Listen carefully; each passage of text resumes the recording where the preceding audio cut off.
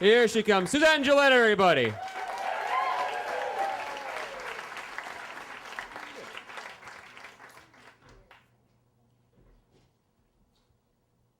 I am about to take the stage at a packed theater in Prague to declare my undying lust for Ondra, the Czech boxer I met 3 weeks ago. Ondra is in the audience. Also nerve-wracking is the fact that nearly everyone in this 260-seat theater, all people who I know from the month-long writing workshop I'm in Prague to attend, all of these people, or most of them anyway, are aware of the fact that I'm engaged to a guy who lives in the States. Still, I decide that this is the perfect opportunity to tell Ondra that I'd kinda like to do it with him. 6 weeks before I left for Prague, Ed, my boyfriend of 5 years, proposed. Although my initial reaction was a disbelieving no, as in, this is not happening to me. I eventually caved when he said, I'm beginning to feel like a used car salesman. And before I knew it, we had champagne toasts. I was getting joke gifts like socks for my cold feet. And every day I cried. By the time I got on the plane to go to Prague, it was sad. By the time I got on the plane to go to Prague, I was as confused as ever. On my second day in the city, I stepped foot into a boxing gym. I knew that I needed serious stress relief. I want to box, I said to the man behind the counter. He looked at me for a moment and then pointed to a young man wailing away on the heavy bag. Ondra, he said, English. When Ondra turned, I saw that he had a beautiful, broad Slav nose. He also had a tiny scar just above his full upper lip. When he looked into my eyes, I forgot my name. Oh, shit, I thought. I train with you, Ondra said, like there was no question. And that's exactly how it went. We met every single day, and we would train for hours. We would step into the boxing ring, and he would say things like, you must look into my eyes when you hit me. I love that.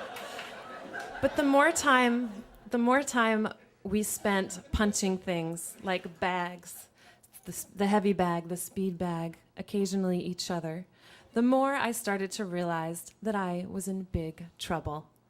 Around this time, Sue, a friend from my writing workshop, who also happened to be my mother's age, insisted on coming with me to the gym.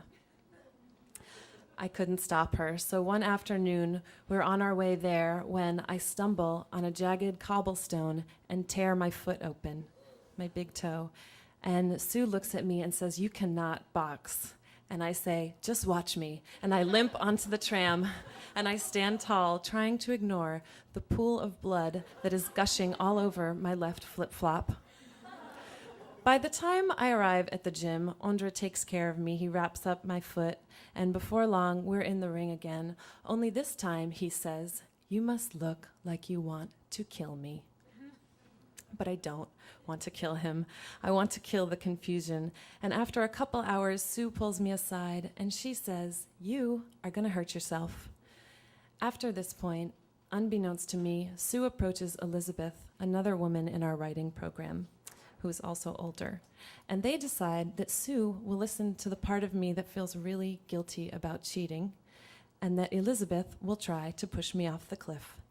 So one night in the elevator, I'm in the elevator with Elizabeth, and she turns to me and she says, remember, honey, it's better to regret the things we have done than the things we haven't.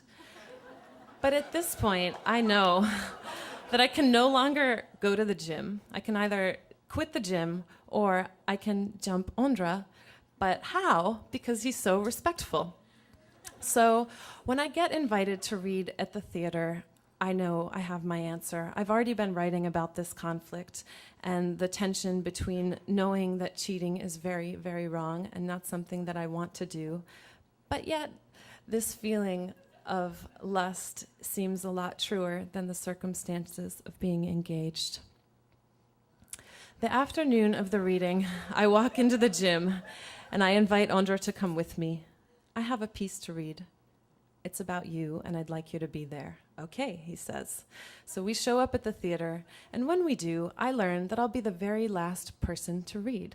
So for 2 hours, I am sitting there, biting my nails and sweating.